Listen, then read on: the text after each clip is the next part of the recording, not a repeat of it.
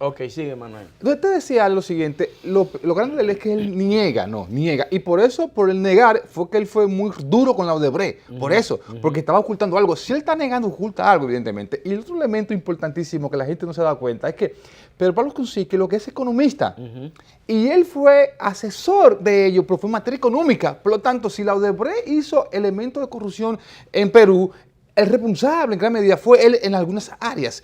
¿Por qué? Porque él no era ni abogado, ni era diplomático, economista. Por lo tanto, con su finanza... Y jefe de gabinete. Claro. Cuando tú eres jefe de gabinete. Claro. Entonces, él era economista. Entonces, se supone que él contribuyó también con que la Odebrecht hiciera el fraude que hizo en Perú. Eso es un elemento. Y el otro elemento es lo siguiente.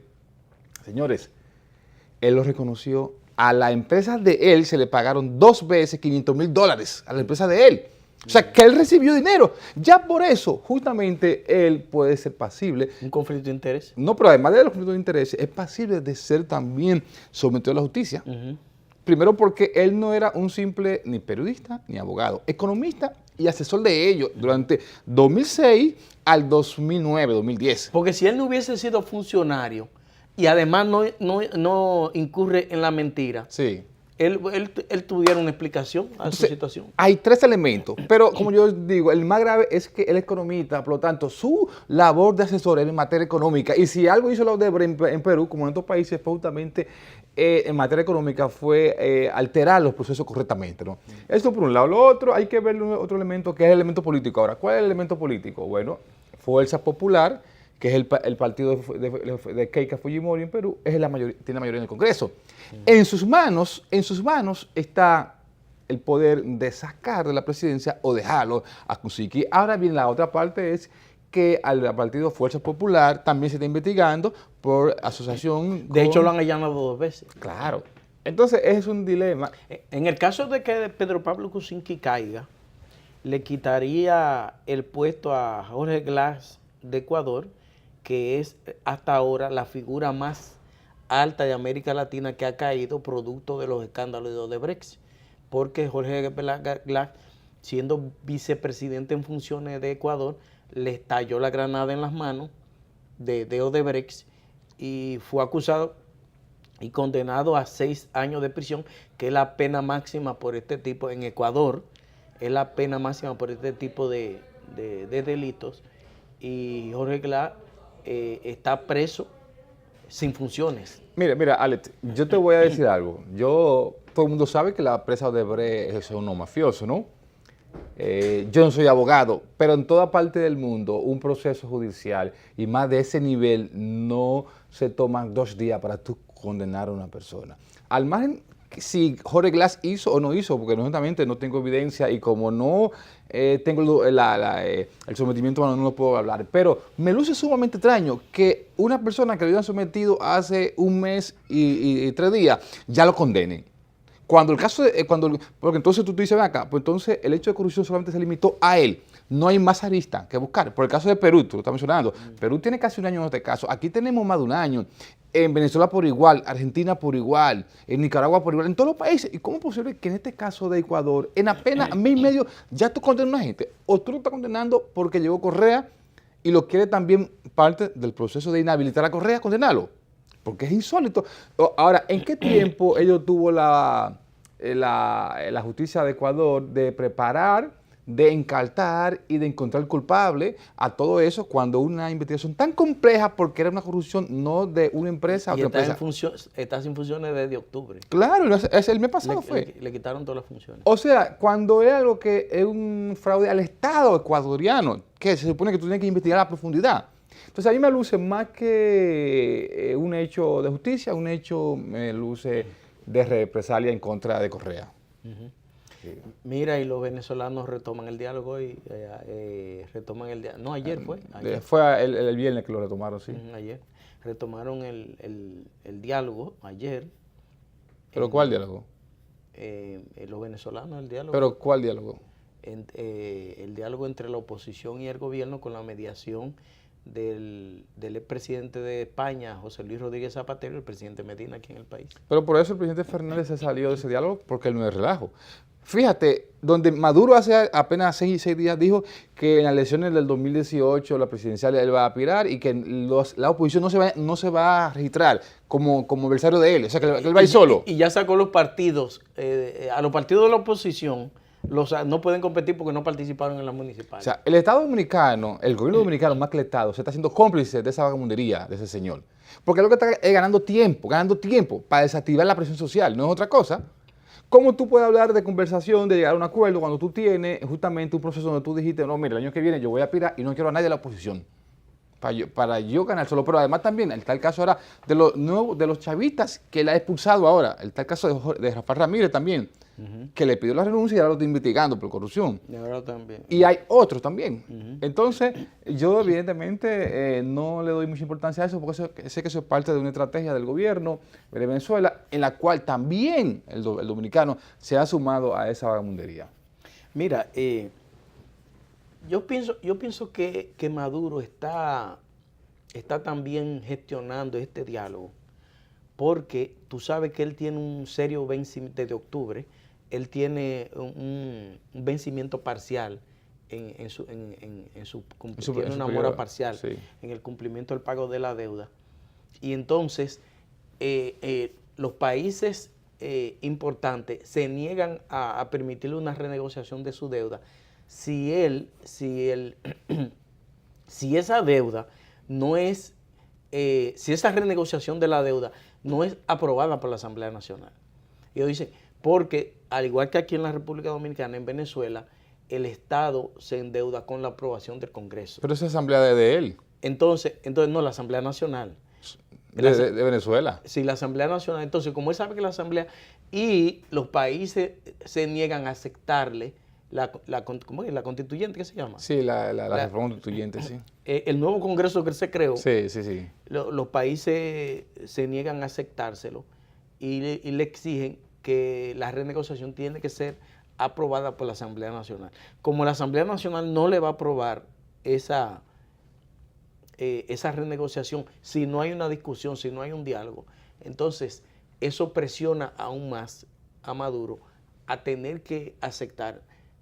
Yo veía la semana pasada a un economista que hablaba de la situación de Venezuela y él decía que la deuda de Venezuela es tan seria, es tan importante, que se necesitaría por lo menos de 15 a 20 años revertir toda esta situación de crisis. Y más cuando ahora mismo no hay un estamento institucional autorizado para que apruebe todo esto, porque sí, la Asamblea Nacional está neutralizada. Sí, pero yo creo que la Asamblea la va a aprobar porque al final de cuentas es de él tiene la mayoría ahí. No, tú dices en la constituyente. Sí. Pero en la Asamblea Nacional, que la controla la oposición, él no tiene... Recuérdate que él asignó también, él puso también de dedo, porque tampoco fue a elecciones, sino de dedo, él puso también los nuevos asambleístas. Lógicamente, todavía parece ser que para tú tener lo que es ya la aprobación, debe tener quizá la 3/3 parte, parece a lo mejor, no tengo ese dato. No, él le rompió la 2/3 parte a la oposición en la Asamblea Nacional, con el invento que se hizo de que en la zona indígena, sí, de que se había cometido fraude. Y colocó su mayoría. O sea, ese es el pensamiento. No, le impidió a la oposición tener la 2/3 parte. Sí. Porque si no, la oposición tuviera una mayoría especial en Venezuela. Claro, pero lo que sí es evidente, Yalet, y el país que no sigue, que no hay forma de que Venezuela por los próximos 25 o 30 años estabilice su economía si hay un cambio de gobierno ahora, porque tampoco mientras más tiempo pase no es verdad que lo va a tener. Cuando tú analizas, por ejemplo, la parte de inflación, para que tengamos una idea, aquí en el año 2003 tuvimos una inflación del 60%, y esto es un desastre. Venezuela, para que el país entienda, en el año 2016 tuvo una inflación de 1.700%. Eso se llama hiperinflación en economía, eso es algo insólito. 1.700%, eso es insólito. El déficit fiscal de Venezuela, ¿tú sabes en cuánto anda, Alex? Por encima de un 22%. Déficit fiscal. Aquí tenemos un 3, un 2, un 4. Y es grave. Y es grave. O lo vemos como grave. En el caso de ellos, estamos hablando que de cada 100 pesos que ellos tienen que buscar, tienen que buscarse 22 por ahí prestados. Pero con lo más grave, Ale, que ya ni los organismos le están prestando. Es solamente ni los chinos China, tampoco. los chinos ahora un poco, y el caso de los rusos. Porque que ya los chinos son una economía capitalista y ellos no pueden tener un capital así paralizado. Con tanto tiempo. Porque Sí. le afecta su credibilidad. De crédito, crediticia. Pero además un elemento importante, Ale, ¿qué pasa con los chinos? Es verdad que yo le prestaba mucho a Venezuela, pero era en función ya de compromiso de hacer negocio. Como ya ellos tienen todos los negocios copados. Oye también cómo es, los chinos le han prestado a ellos, pero ahora todas las exportaciones que está haciendo de petróleo Venezuela a China, no hay que pagarle porque ya está pago. Eso es lo que pasa. Entonces, aunque parezca mentira, quien está sosteniendo ahora mismo a Venezuela Rusia. es Estados Unidos. Porque Estados Unidos y Rusia, pero Estados Unidos fundamentalmente le está comprando el petróleo al CAC. Sí, pero la parte de las inversiones en petróleo lo hacen los rusos junto a los chinos ahora. Y Pero, entonces, pero Estados Unidos le está pagando el petróleo por la filial de Sigot. Inmediato. No solo para eso, sino porque Estados Unidos no quiere que la situación de Venezuela se deteriore a tal nivel que entonces cueste más dificultad, que se convierta en una dificultad recuperar la economía de Venezuela el día que salga de esa situación. Es que yo pienso que ya es imposible, Ale, por los próximos años. Yo pienso que 20 años. los venezolanos que están aquí, que son muchos, uno lamenta la situación de ellos, pero yo pienso que ya ellos deben de ir pensando si se van a quedar aquí, de regular su estatus migratorio, porque para volver a su país, por la forma que le faltan unos años. Por muchos años. Mira, Manuel, por otro lado, a Donald Trump las cosas nunca le salen bien. Ahora, con esto de declarar a Jerusalén capital de Israel, las cosas se le han complicado aún más a Donald Trump. El miércoles de la semana pasada, 27 países árabes se reunieron y declararon como la zona este de Jerusalén la declararon como capital de Palestina. Como capital de Palestina. Al tiempo que rechazaron reconocer la otra parte de Jerusalén como la capital de Israel.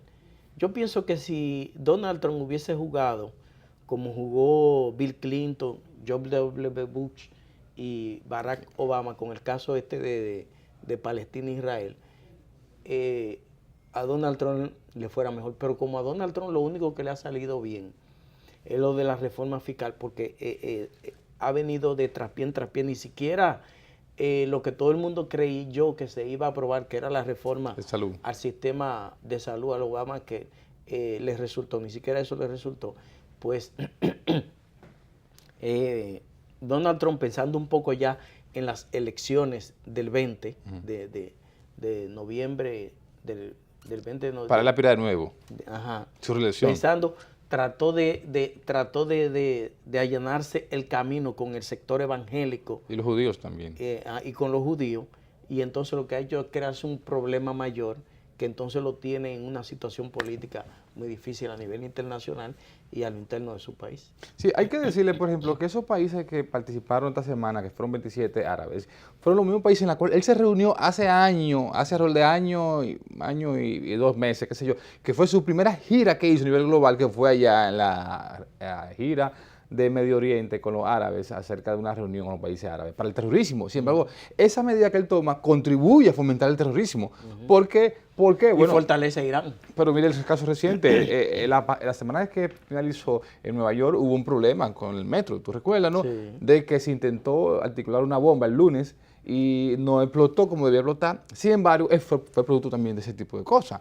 Ojalá que los asesores, si él se lleva de ellos, los asesores puedan reencauzar a Trump, porque de verdad que los pasos que él está dando están llevando a llevar al mundo a un nivel de tensión tal que contribuye a generar conflicto y mucha tensión. Por ejemplo, el caso de Corea del Norte, ya me dio a mi satisfacción que el canciller, el de Relaciones Exteriores, Tillerson, ya le propuso un diálogo, sí, le propuso un diálogo sin condiciones a los norcoreanos, que para mí es una muestra también de debilidad en un sentido. Y no solo eso, sino que el jueves Donald Trump tuvo una conversación telefónica con Putin sobre el caso Corea.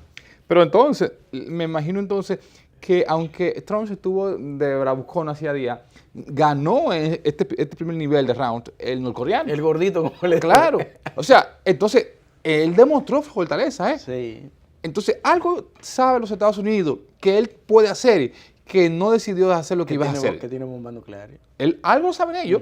Porque fíjate que ellos tuvieron varios días entre Corea del Sur y Estados Unidos haciendo vueltas cerca de su territorio, conociendo. Pues, sin embargo, de repente Ray Tillerson hace la propuesta. Por lo tanto, evidentemente ellos saben algo que ni tú, ni yo, ni los amigos televidentes saben de lo que puede hacer ese norcoreano. Al igual también, Manuel, en Argentina, la situación para la expresidenta Cristina Fernández es muy difícil porque ella había firmado un pacto con Irán para desconocer, o no para desconocer, sino para admitir como que los iraníes no habían participado en la bomba esta que pusieron en el atentado contra la Elamia, que es una especie como de centro judío. Y entonces Irán hace como el martes pasado, si no me falla la memoria, emitió una carta diciendo que advirtiendo al gobierno argentino que Argentina se había comprometido a asumir, a no revelar, a no difundir, no revelar los datos y no perseguir a los probables implicados en el caso de AMIA. Eso es sumamente peligroso y pecaminoso al mismo tiempo. Eso lo puede llevar a ella a la cárcel. Sí, eso, pero entonces no, es verdad que uno se sorprende cuando los gobiernos y los presidentes de turno muchas veces toman decisión sin pensar en el futuro, porque esa decisión yo pienso que ella nunca debió haber tomado. O sea, porque ningún Estado cede su capacidad de investigar un hecho cuando es un hecho criminal como ese. Primero, pero además, recuérdate que fue del año 94 el primero y el segundo por la década del 2000. El primero fue con Carlos Menem, ¿tú te recuerdas? Sí. Que de hecho dicen que Carlito Menem, el hijo de él, falleció justamente de un atentado para mandar un mensaje a Carlos Menem, para que no termine la investigación que había iniciado él. O sea, ese es el proceso que se da ahí. Y son cosas que uno a veces inexplicablemente no entiende. A veces los presidentes se lo saben todo y tienen en su entorno gente que dice, sí, usted lo puede hacer, usted es el Dios, usted es la diosa, vamos a darle para allá. Y después entonces las cosas se lamentan no en el momento, sino a futuro. Eso les debe servir de ejemplo a todos estos presidentes de Latinoamérica y también de esta región del Caribe que se creen muchas veces los dioses del momento porque tienen todo el poder y no piensan a futuro. Entonces, cuando dejen el poder, porque ¿quién iba a pensar que Argentina, y está pasando, Cristina, porque está pasando, siendo ella la que también creó la ley de partidos con primarias abiertas también, y un señor desconocido se le impuso a ella y mira lo que la está llevando a hacer. Vámonos a una pausa que quiero que conversemos porque ayer, Manuel, el PLD cumplió 44 años de haber sido fundado por el profesor Juan Bosch. Vámonos a la pausa, volveremos inmediatamente en esta conversación.